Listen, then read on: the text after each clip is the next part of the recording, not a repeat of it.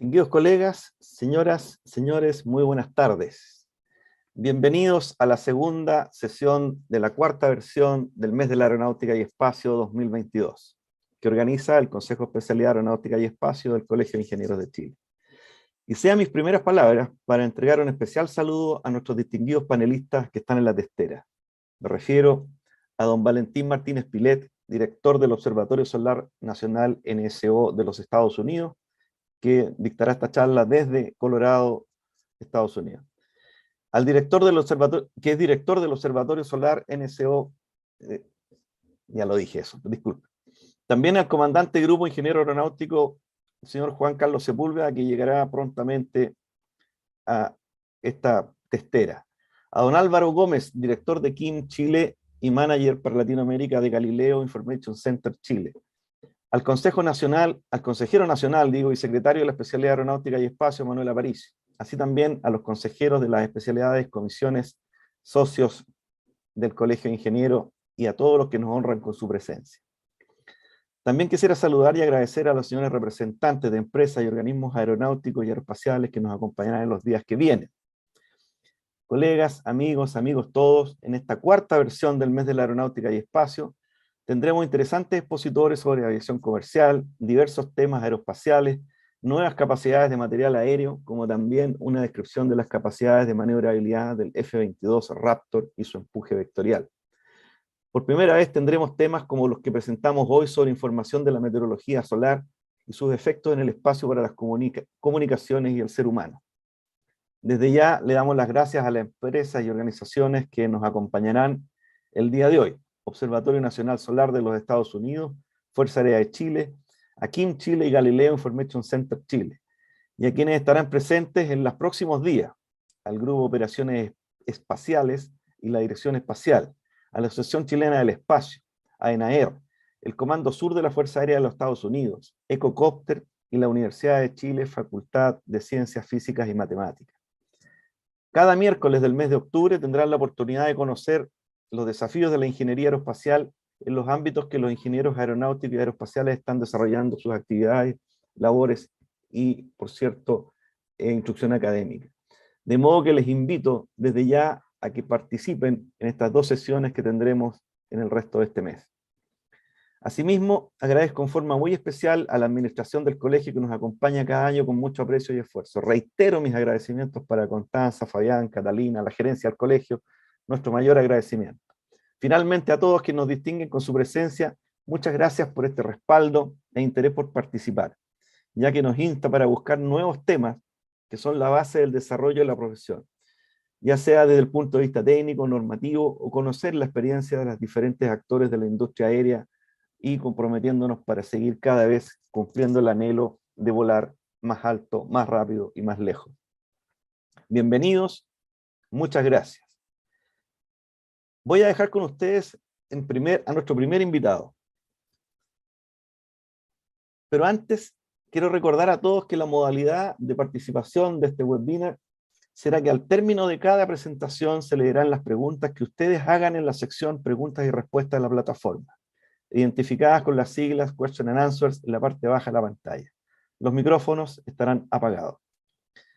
Entonces, iniciando nuestro programa, daremos comienzo con la primera exposición de la tarde, que nos la realizará el doctor señor Valentín Martínez Pilet.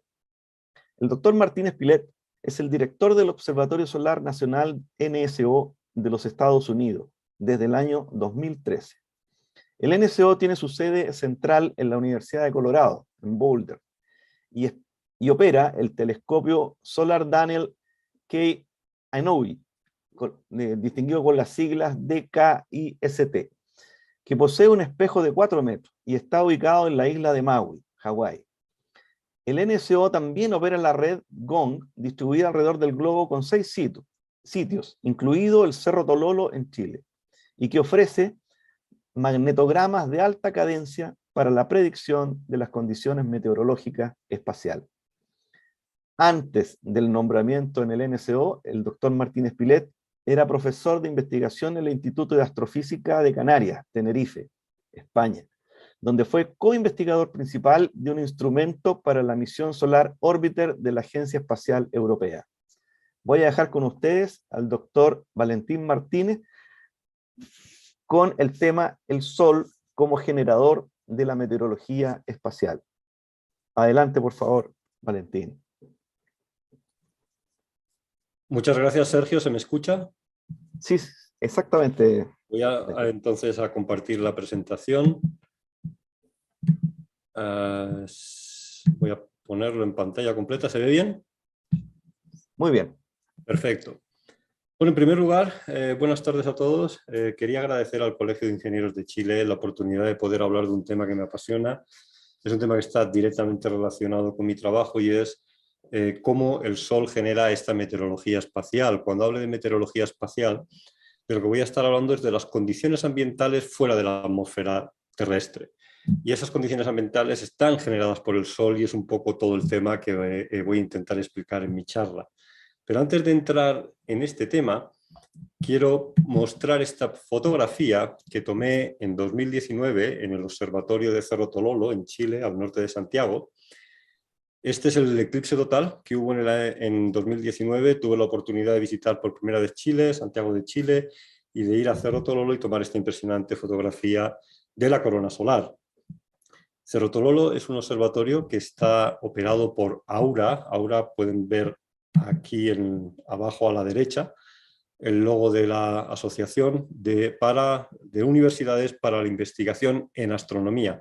Aura opera Cerro Tololo, opera Gemini Sur, también cerca de Cerro Tololo, y está construyendo el telescopio Vera Rubin en el sur también, cerca del observatorio de Cerro Tololo. Están todos más o menos juntos y Aura opera todos estos telescopios. Aura también opera el NSO y con ocasión del eclipse me invitaron a ir a Chile, tuve la oportunidad de ver el eclipse, de estar cerca de todos ustedes. Fue un viaje que me apasionó, pude tomar esta fotografía, el eclipse fue precioso y el gestor de Aura en Chile me invitó a poder ir en el año 2020 a ver el siguiente eclipse solar total que iba a ocurrir en Chile, esta vez era en el sur de Santiago. Era para el 14 de diciembre, mucha mejor época, era el verano en Chile, pero como llegó la pandemia, pues al final tuve que cancelar esta visita y no pude ir. La idea podría ser esperar al siguiente eclipse total que va a haber en Chile, pero será en el año 2048. Espero poder intentar ir a Chile mucho antes. Me encantó, tienen un país estupendo y quiero poder visitarlo pronto. Ahora ya sin más voy a pasar al tema de la charla, que es la meteorología espacial.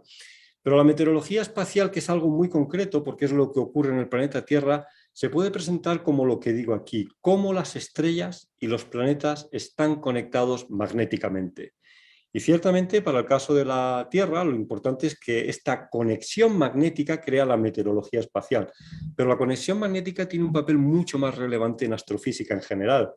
Y aquí abajo a la derecha tengo una imagen artística, que lo que representa es la estrella Próxima Centauri. Próxima Centauri es la estrella más cercana al planeta Tierra. Está solo a 4 años luz. Si somos capaces de viajar a la velocidad de la luz, en 4 años estamos allí. Y lo que viene aquí es que hemos descubierto un planeta, se llama Próxima B. Este planeta tiene la propiedad de estar a la distancia adecuada para poder albergar agua. Una vez conocemos la temperatura de la estrella, si sabemos a qué distancia está el planeta, sabemos si las temperaturas que va a albergar pueden tener agua líquida. Y agua líquida es en donde creemos que puede dar lugar a la vida.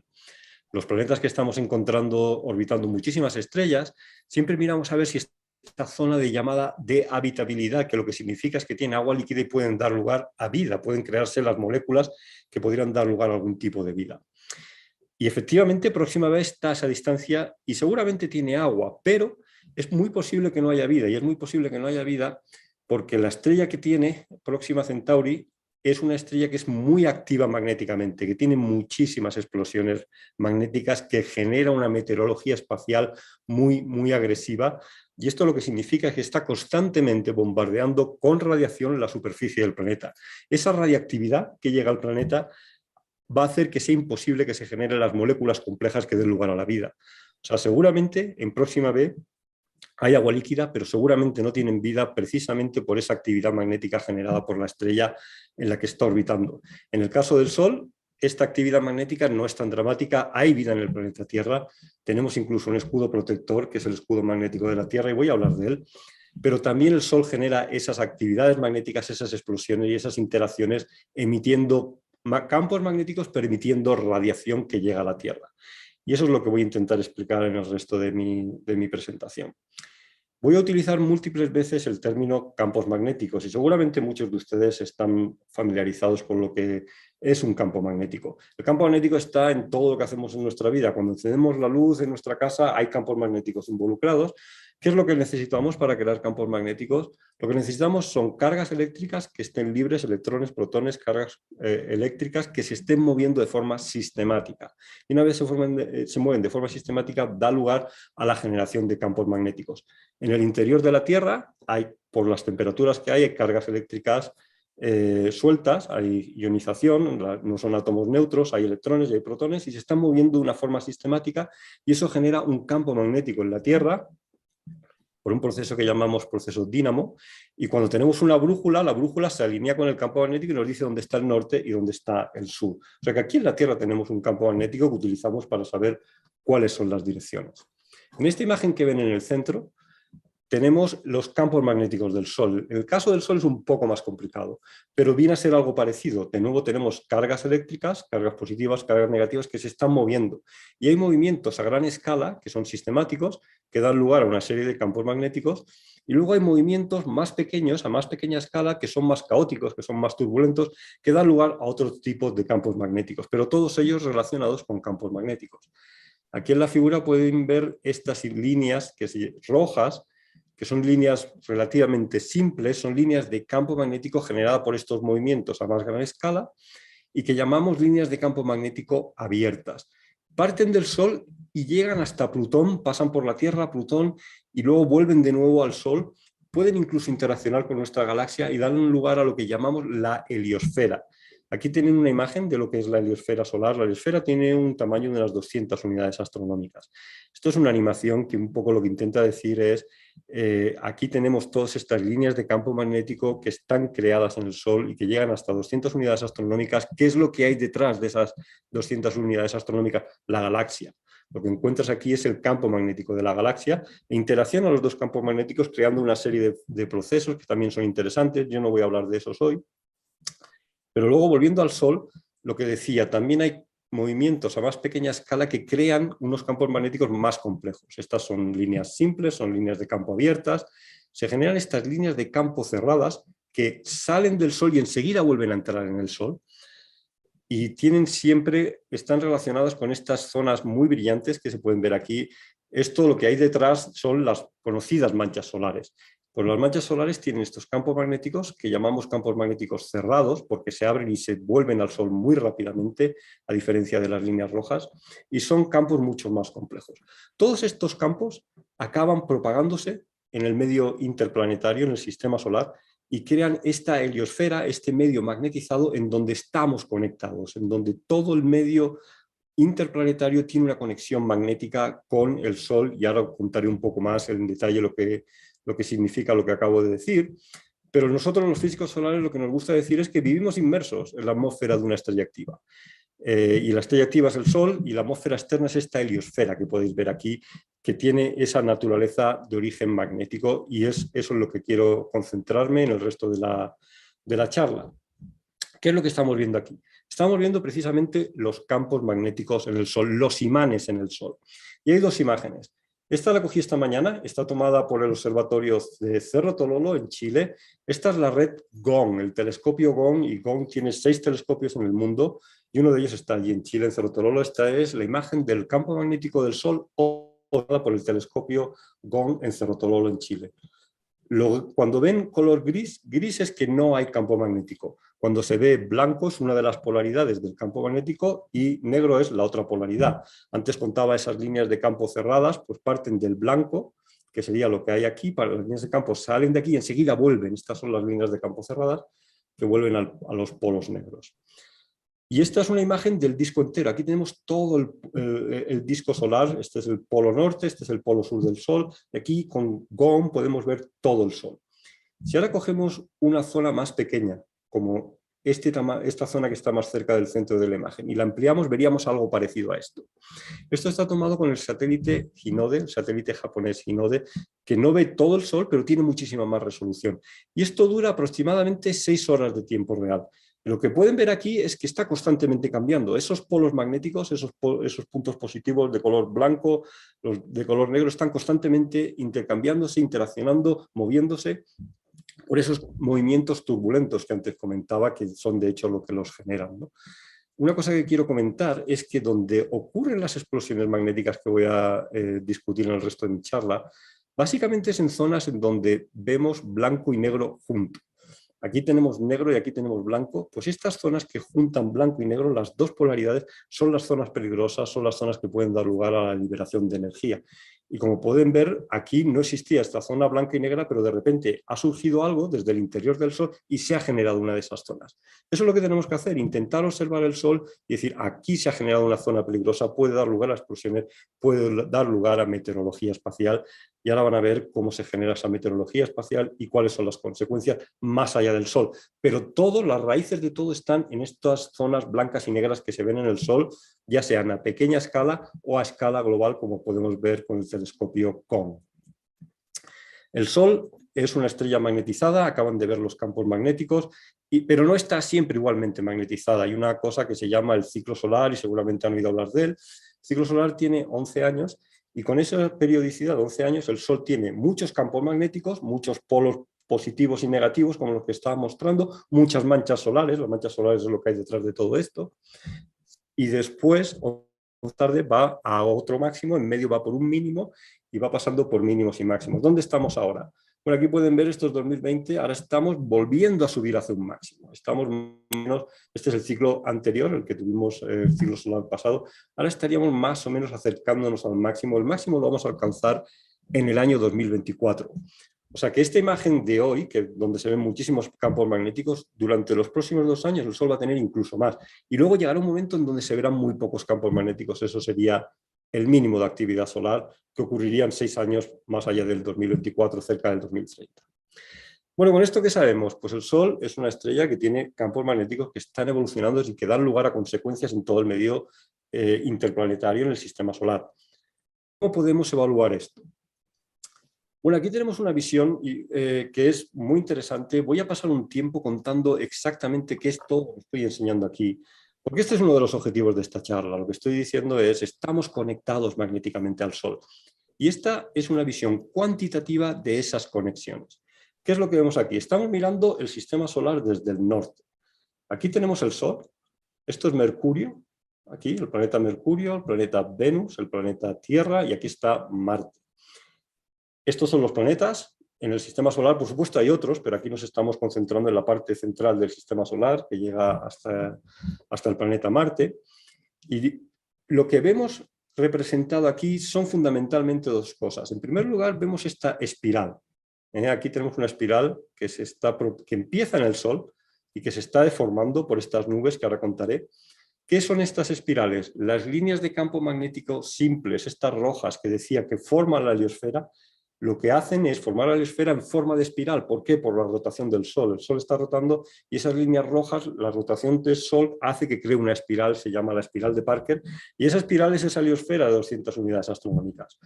A través de esas líneas de campo magnético que ven aquí, formando la espiral, el Sol está constantemente emitiendo radiación en forma de lo que llamamos el viento solar. Y el viento solar genera meteorología espacial, pero no es una meteorología espacial suave, que no es explosiva. Superimpuesto, o en esta meteorología espacial tenemos estas nubes, que hay 5 casos aquí. La primera, que va a salir aquí, da a la Tierra, impacta justo en la Tierra. Esto es lo que llamamos una expulsión de masa coronal. Aquí ahora hay 3 seguidas que ocurren y luego finalmente hay una cuarta que impacta a este cuadrado de aquí. Este cuadrado es el satélite estéreo A de NASA, que midió esta última explosión tan grande, la que tiene más color negro. Aquí hay un total de 5 expulsiones de masa coronal. ¿De dónde vienen esas expulsiones de masa coronal? De esas zonas de campo magnético cerrado, de donde decía que había manchas solares, de donde eran las líneas de campo amarillas. De ahí, todas estas manchas solares acaban expulsando los campos magnéticos en este tipo de explosiones. Una cosa que también quiero decir aquí es que esto es cuantitativo. Esto es algo que utilizamos a partir de los datos que medimos con GONG, como los datos que acabo de enseñar, tomados en Chile esta mañana, pero tenemos 6 en todo el planeta. Tenemos los campos magnéticos en el Sol. Y luego utilizamos ecuaciones para propagar esta espiral y todas estas nubes. O sea que esto que están viendo aquí no es simplemente un modelo numérico, es un modelo numérico basado en datos, y en la fecha, año 2012, en julio, el día 30, creemos que la conectividad magnética está representada por lo que ven aquí. Y como decía, el mensaje es que podemos estar conectados o a través de estas espirales, que es una meteorología espacial más suave, o a partir de estas explosiones, a partir de estas nubes, que son las expulsiones de masa coronal, que son las que dan lugar a las tormentas geomagnéticas en el planeta Tierra. Antes he dicho que aquí, en este caso, podemos ver esta de aquí que impactó a la Tierra. Pero esta, como pueden ver, estos colores verdes que nos dice la velocidad de la materia, no es muy fuerte.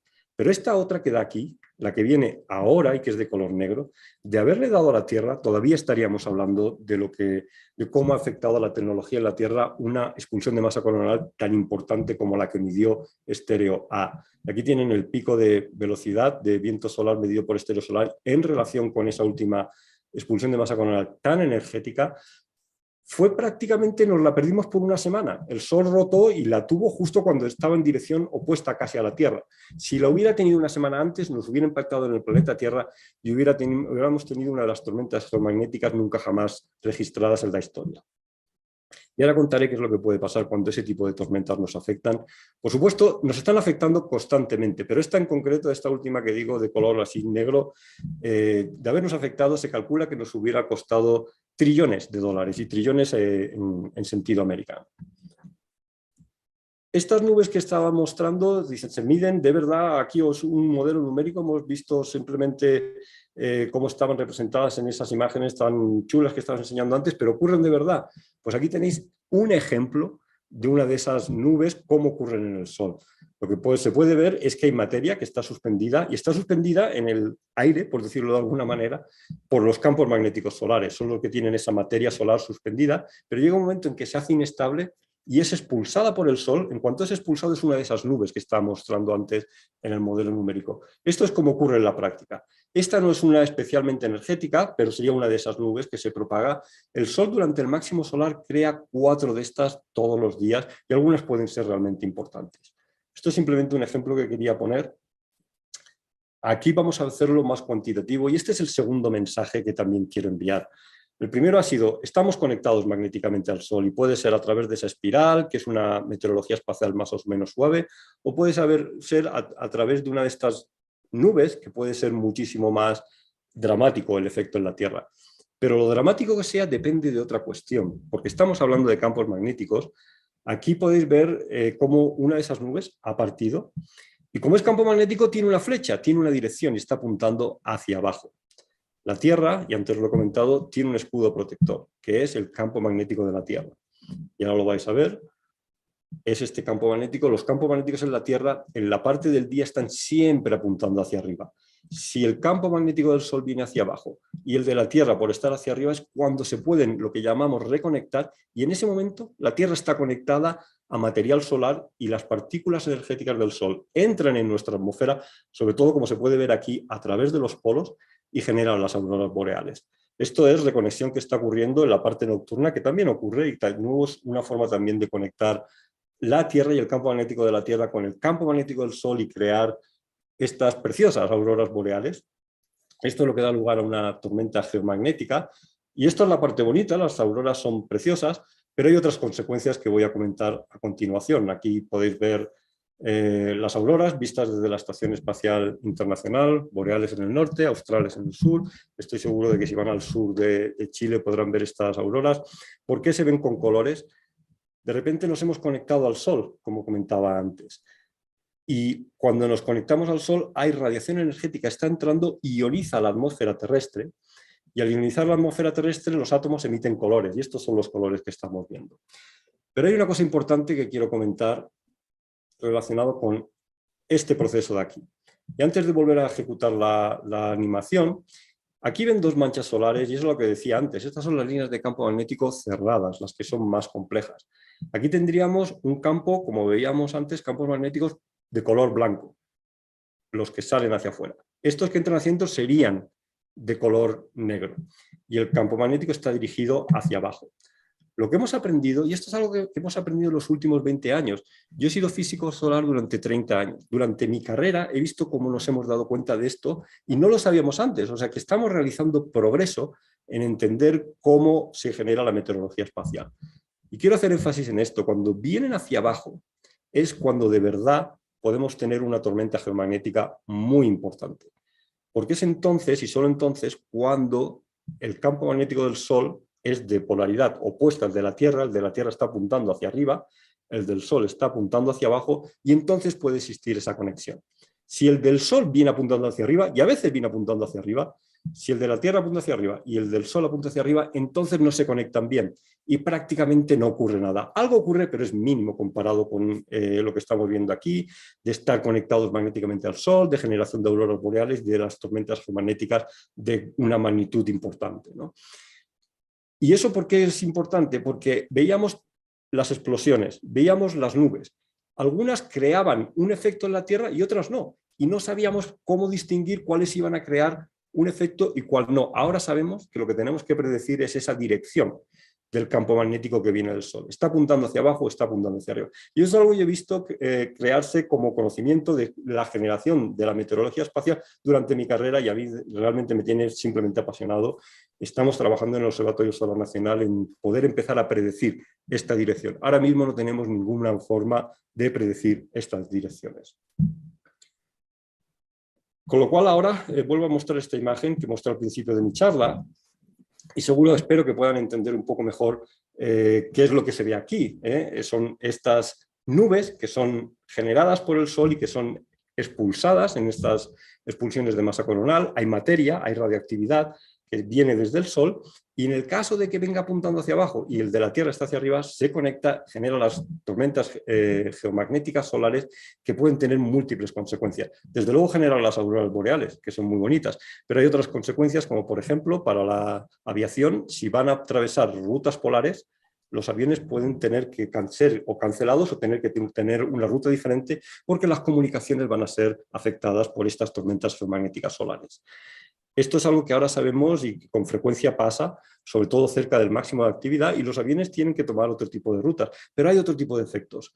Por ejemplo, los satélites muchas veces tienen que ser puestos en modo seguro, que significa que no pueden operar en su capacidad total. Tienen que estar en ese modo seguro para evitar que hayan cortocircuitos en los sistemas y asegurarse de que cuando viene la radiactividad del Sol no se ven afectados. Incluso estos procesos de interaccionar con la atmósfera terrestre se hincha y se infla, y los satélites empiezan a tener más rozamiento con la atmósfera terrestre y su vida útil disminuye muchísimo. Un ciclo solar muy activo puede disminuir muchísimo el tiempo de vida de los satélites. Y no solo eso, sino que además se generan corrientes inducidas en el suelo solar, en el suelo terrestre, y en muchos casos esas corrientes lo que hacen es ir por nuestros sistemas de potencia, los sistemas que utilizamos para enviar electricidad a las ciudades, de repente ven su potencia aumentada porque ha sido inducida por el Sol, y lo que da lugar es a cortocircuitos y a ciudades que se han quedado sin luz durante estas tormentas geomagnéticas. Hubo un caso famoso de Quebec, en Canadá, claro, cerca de los polos, ya como comentaba, todas estas radiaciones vienen sobre todo sobre las zonas polares, y las ciudades que están cerca de los polos se ven afectadas, y en Quebec se quedaron 2 días sin luz, sin electricidad, porque los sistemas de distribución de electricidad fueron cortocircuitados por una tormenta geomagnética solar. Hay muchísimos impactos en nuestra sociedad tecnológica. Yo siempre a mí me gusta decir, no es el Sol el que está cambiando es el ser humano y nuestra sociedad tecnológica, que cada vez esta tecnología depende más de esa meteorología espacial. Otro caso que cada vez nos afecta más son las señales GPS, que se ven afectadas por las tormentas magnéticas, su precisión. Las señales GPS se utilizan en los sistemas bancarios, y cuando se hacen transacciones bancarias los tiempos se miden con GPS. Pues las tormentas geomagnéticas solares pueden afectar la precisión de esos sistemas GPS y han habido problemas en transacciones bancarias. Estos son los efectos en nuestra sociedad, y espero que con las explicaciones que he hecho tengan una idea más clara de cómo el Sol es capaz de generarlas y afectar a nuestra sociedad. Hay una cosa que quiero comentar, que ya más o menos lo he dicho. Aquí podéis ver cómo es el campo magnético de la Tierra y cómo es un escudo protector. Llega la nube del Sol, aquí donde pone viento solar, solar wind, lo que está diciendo la línea amarilla es que entran las partículas por los polos, y acabo de enseñar una animación en donde eso se veía con más claridad, cómo se produce esa conexión entre los campos magnéticos solares y los terrestres, y entran las partículas por los polos. Pero el campo magnético tiene también estas zonas de aquí, que es lo que se llama los cinturones de radiación de Van Allen. Estos son los que nos protegen, estos son los que hacen que eviten que la radiación solar impacte sobre todos los lugares de la Tierra, las dirigen hacia los polos. Pero, sin embargo, los mismos cinturones de Van Allen, según nos protegen, van cargándose de partículas solares, y según el Sol tiene más actividad, cada vez se van cargando más. Esto fue descubierto con los primeros cohetes que se lanzaron, y fue Van Allen el primero que lanzó los cohetes y el primero que vio estos cinturones de radiación. Pues bien, el punto importante que quiero hacer, y tiene relación que ver, tiene algo que ver con Chile específicamente, es el siguiente. El eje de rotación de la Tierra, que aquí pueden ver en verde, no está perfectamente alineado con el eje magnético del campo magnético de la Tierra, están desplazados. El punto verde y el punto rosa están separados a una cierta distancia. Claro, los cinturones de Van Allen, que son campos magnéticos de la Tierra, están relacionados con el punto rosa. Cuanto más nos llevemos el punto rosa hacia aquí, lo que va a ocurrir es que este cinturón de Van Allen va a estar más lejos de la superficie de la Tierra, pero este va a estar cada vez más cerca. O sea, según separamos estos dos ejes, el eje magnético y el eje de rotación, hay un cinturón que se está acercando más y más y más hacia el suelo, hacia la Tierra. Y donde eso es el caso, en el caso de la Tierra, estos dos ejes no coinciden. ¿Y qué parte del mundo es el que tiene un cinturón de Van Allen más cercano? Pues precisamente es esta parte roja aquí, que podrán ver que coincide con Brasil, Argentina. Como he estado comentando, el campo magnético de la Tierra dirige toda la radiación solar básicamente sobre los polos. Pero luego, por esta propiedad de que uno de los cinturones de Van Allen está mucho más cerca de la Tierra, por este desplazamiento, aquí, sobre esta zona del mundo, también un poquito sobre Sudáfrica, hay muchísima más radiación solar de la que debería de haber si estuvieran perfectamente centrados. O sea que estos países, Chile, Argentina y Brasil, tienen un impacto de meteorología espacial que tienen países que no están tan cerca de los polos. Chile y Argentina tienen zonas polares y estarán afectados por lo mismo que está Canadá. Pero además Chile tiene el efecto de lo que se llama la anomalía del Atlántico Sur, que es este acercamiento del cinturón de radiación y la producción de estas tormentas, de este aumento de radiación. Yo conocí la primera vez que tuve el conocimiento sobre esta anomalía del Atlántico Sur fue porque un amigo piloto de Iberia, que volaba de Madrid hacia el continente, me decía que con frecuencia las comunicaciones eran mucho peores. Seguramente se conocía, y sé que se conoce la anomalía del Atlántico Sur, pero Iberia no lo conocía y acabaron al final investigando y dándose cuenta que este es el problema, lo que genera esos problemas en las comunicaciones en los aviones. Acabaron poniendo detectores de radiación en los aviones de Iberia y vieron que efectivamente cuando van volando sobre esta parte del planeta, los niveles de radiación son superiores a los que hay en la zona azul. Con lo cual, esto es importante, esto hace que la meteorología espacial deba de tener una relevancia más clara en países que están afectados por esta anomalía del Atlántico Sur. Como digo, Chile es uno de ellos. Esto es lo que quería comentar. ¿Qué es lo que hace el NSO, el observatorio que dirijo, para entender cómo se generan estos procesos magnéticos en el Sol y cómo nos impactan luego en la Tierra? Pues hemos construido el telescopio Daniel K. Inouye Solar Telescope en la isla de Maui, en Hawái. Este es el archipiélago de Hawái. ¿Qué es lo que hacemos con DICIS? Con DICIS estamos viendo esas zonas blancas y negras que comentaba al principio de mi presentación, en donde están interaccionando esos campos magnéticos en el Sol con polaridades opuestas. Y digo, ahí es donde ocurren las explosiones. Para estudiar esas explosiones necesitamos una lupa, y lo que DICIS es una lupa en esos campos magnéticos, y podemos entender cómo están ocurriendo esas interacciones. Pero como también he dicho, no solo necesitamos ver los detalles a pequeña escala, necesitamos ver también todo el Sol y saber qué es lo que está ocurriendo en el Sol en todo momento para poder generar esos modelos numéricos que propagan la conectividad magnética del Sol. Eso lo hacemos con la red GOM. La red GOM está en estos 6 sitios del mundo, empezando por el Teide en Tenerife, Cerro Tololo, California, Hawái, Australia e India. Aquí podéis ver los telescopios. El que tomó la imagen esta mañana en el observatorio de Cerro Tololo es este telescopio de aquí. La red GOND tiene 25 años y lo que está trabajando ahora mismo el Observatorio Solar Nacional es en definir lo que llamamos NG-GOND, Next Generation GOND, el futuro GOND.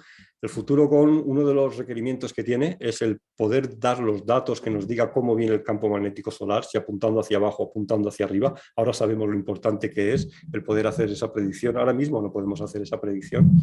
Y cuando tengamos definida la red Next Generation GOND, pues los llevaremos a estos sitios y será para mí una oportunidad de volver a Cerro Tololo, de volver a Chile, de visitarlos a todos ustedes y de ver ese hermoso país que tienen. Y con esto termino y muchas gracias.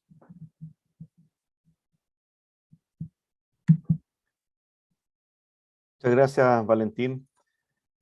La verdad es que muy clarificadora la exposición y claramente tenemos mucho que aprender de lo que nos has señalado.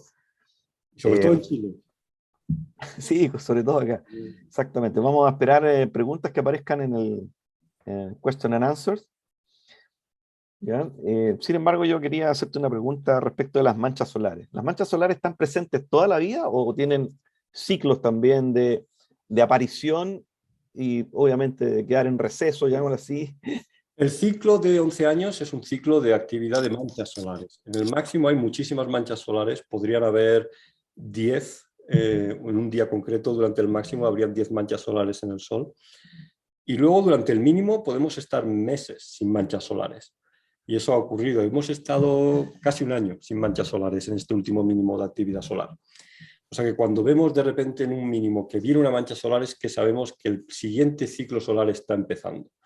Luego las manchas solares en sí viven un tiempo determinado. Ellas nacen y suelen vivir un mes.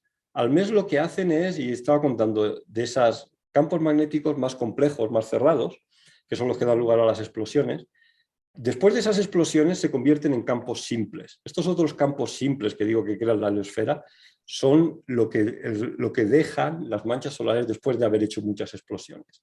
O sea que está todo un poco relacionado. Las manchas viven un mes y tenemos los ciclos de actividad de 11 años de manchas solares. Nos estamos acercando al próximo máximo, que será en 2024. Habrán, como digo, unas 10 manchas solares en cualquier día en la superficie del Sol.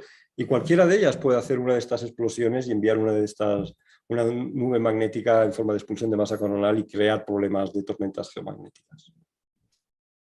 Perfecto. En relación a la anomalía Atlántico Sur, digamos, ¿tiene algún efecto en nuestra meteorología local, digamos, lluvia, sequía, etcétera? ¿O Yo creo que no no? se sabe. Yo creo que no se sabe. Yo creo que no. Iba a ser pequeño. Debería de ser pequeño porque de nuevo es un cinturón de Van Allen que está más cerca. Hay radiactividad. Cuando hay radiactividad, interacciones con la ionosfera. La ionosfera está acoplada también a la troposfera, o sea que podría haber algo, pero hasta donde yo sé no se sabe. Está poco estudiado. La anomalía del Atlántico Sur se conoce, pero yo he oído a gente de NASA diciendo que NASA cada X tiempo se olvida de la anomalía del Atlántico Sur, envía un satélite, pasa por encima de la anomalía del Atlántico Sur y la redescubre de nuevo. Y dicen, ahora aquí hacen, por ejemplo, modelos de comunicación, pero no tienen en cuenta que cada vez que pasen por encima de Argentina, de Chile, de Brasil, las comunicaciones van a ser peores, porque está justo ahí en la anomalía del Atlántico Sur. Y no tienen en cuenta eso y descubren que sus telemetrías, la cantidad de datos que pueden enviar va a ser mucho peores cada vez que pasan por esa zona, ¿no? Está poco estudiado. Yo creo que no tiene nada que ver con... No veo una relación clara con la meteorología, pero habría que estudiarlo un poco. No hay por qué preocuparse, no hay niveles de radiación más importantes a nivel de lo que es la Tierra, del nivel de lo que es el suelo, pero lo que sí sabemos es que las comunicaciones, que sí que usan esas capas altas de la atmósfera, están muy afectadas por la anomalía del Atlántico Sur. O sea, a nivel de comunicaciones en Chile sí que debe de ser una preocupación. ¿Cómo se producen las comunicaciones en esa zona del mundo? Perfecto. Voy a proceder a leer algunas de las preguntas que ya están en el chat. Dice Jaime Torres, dice, antiguamente existían unas tablas con la actividad solar que nos permitía diseñar o rediseñar los sistemas de comunicaciones por la incidencia que ellos tienen en esta materia. Sí. Hoy, ¿dónde y cómo podemos tener esa información? Bueno, siguen existiendo y están en la web. Tienen que ir a la web de y voy a deletrearlo N-O-A-A, NOAA, con dos A's. NOAA es la National Oceanic and Atmospheric Administration, o sea, hace océanos y atmósfera, pero ahora está empezando a hacer también meteorología espacial. NOAA tiene lo que en inglés se llama Space Weather Prediction Center. Está aquí en Boulder, está al lado de donde estoy yo. El Space Weather Prediction Center, el SW Space Weather PC, NOAA SWPC, y es ahí en donde van a tener toda esa información. Ahí van a conseguir todos los datos sobre manchas solares, sobre actividad solar, e incluso la predicción solar que pueda haber para un día concreto. NOAA Space Weather Prediction Center es quien hace la predicción oficial. Y he de decir que nosotros estamos muy orgullosos de que utiliza los datos de GONG. De hecho, esta imagen en donde he mostrado todas esas nubes que se estaban propagando y está contando donde se veía Venus, donde se veía Mercurio, donde se veía la Tierra, esos son datos de NOAA. Ese es el modelo de NOAA que utiliza los datos de GONG para generar esa predicción de la meteorología espacial. Muy bien. Yerko Cuadra nos dice, ¿cómo se saben las direcciones de los campos magnéticos, ya sean del Sol y de la Tierra? Bueno, pues esa es una buena pregunta, porque de hecho es un convenio. Hemos decidido que cuando un imán va en una dirección lo vamos a llamar positivo y cuando va en la otra es negativo. Pero da un poco igual, lo que es importante es que son opuestos. Y hay una cosa que quiero hacer, tengo aquí dos imanes para... Yo sé que esto lo saben todos, pero aquí tengo dos imanes y se ve el azul y el rojo. El azul es una polaridad y el rojo es otra polaridad. Y todos hemos jugado con imanes. Cuando yo los junto, si los junto y están opuestos, se atraen, se pegan. Esto es la reconexión que decía antes. Esto es cuando el campo magnético de la Tierra y el del Sol son opuestos, ocurre esto, que interaccionan. Cuando vienen paralelos, se repelen. Lo tengo que coger para que no caiga encima de mi ordenador, pero si lo suelto, ahora cae y no se atraen. Entonces da un poco igual que llamemos a esto rojo, azul, positivo, negativo, norte, sur. Lo que es importante es si son paralelos o si son antiparalelos. Un imán por sí solo no haría nada, es cuando se encuentran dos, cuando es importante saber si están en la misma dirección o en dirección contraria. Pero esto que acabo de mostrar con los imanes es lo mismo que le pasa a la Tierra. Y algo que era tan conocido era la explicación de por qué a veces venía una de esas tormentas solares y no pasaba nada. Y no sabíamos por qué esta no ha hecho nada. Se decía, no, porque a lo mejor no venía con mucha energía, no venía con mucha velocidad. No, hemos medido la velocidad y era muy veloz. ¿Por qué no ha hecho nada? Ahora sabemos que es porque venía con el campo magnético paralelo y entonces se repele. Perfecto. Y lo más fascinante que siempre digo es que es algo que yo he visto crearse como investigador. Es algo que cuando empecé la carrera, cuando la investigación no se sabía y ahora ya lo sabemos. No solo lo sabemos, estamos intentando trabajar en modos de predecirlo. Es complejo. Alejandro Rossi le pregunta, agradecería aclarar qué son los vientos solares. Bueno, cuando estaba hablando de campos magnéticos, a través de esos campos magnéticos el Sol está constantemente emitiendo partículas. ¿Por qué está emitiendo partículas? Es una buena pregunta. La corona solar, la parte externa solar, está a millones de grados. Y de hecho no sabemos muy bien por qué está a millones de grados. La superficie del Sol está a 5.000 grados. Pero sin embargo, según nos apartamos de la superficie solar, cada vez la temperatura va aumentando hasta millones de grados. ¿Es un proceso magnético? Es un proceso que tiene que ver con esa liberación de energía magnética. Y en ese proceso de liberación de energía magnética, las partículas ya no son estables y empiezan a ser emitidas por el Sol. Todas las estrellas tienen vientos estelares, están constantemente emitiendo pequeñas fracciones de masa en estos vientos solares. Y el viento solar puede tener una forma suave a través de la espiral de Parker, que es creado por esos millones de grados solar, o de repente cuando hay una explosión más grande, también magnética, una nube de estas, las nubes vienen cargadas de partículas también, y eso también es viento solar, pero es un viento solar muchísimo más agresivo. El Sol está constantemente no solo conectándonos magnéticamente, sino enviándonos radiación. Y eso es el viento solar. Aquí hay otra pregunta para estudio. ¿Dónde se pueden encontrar imágenes HINODE? HINODE. Las imágenes de HINODE es el satélite japonés. He mostrado imágenes de Hinode. Se pueden encontrar... el chat está funcionando. Yo puedo poner ahí... Sí, pues voy a poner lo que dije antes, NOAA Swipsy. Esto es lo que tienen que buscar en Google. Hinode es el satélite japonés y tendrían que ir a NASA Marshall en Alabama, en Huntsville, el centro de NASA en Huntsville, Alabama, Marshall Space Flight Center, son los que distribuyen las imágenes en Estados Unidos y es el mejor distribuidor de imágenes de Hinode. Hay uno en Japón, pero yo creo que el de NASA es más amigable a nivel de usuario.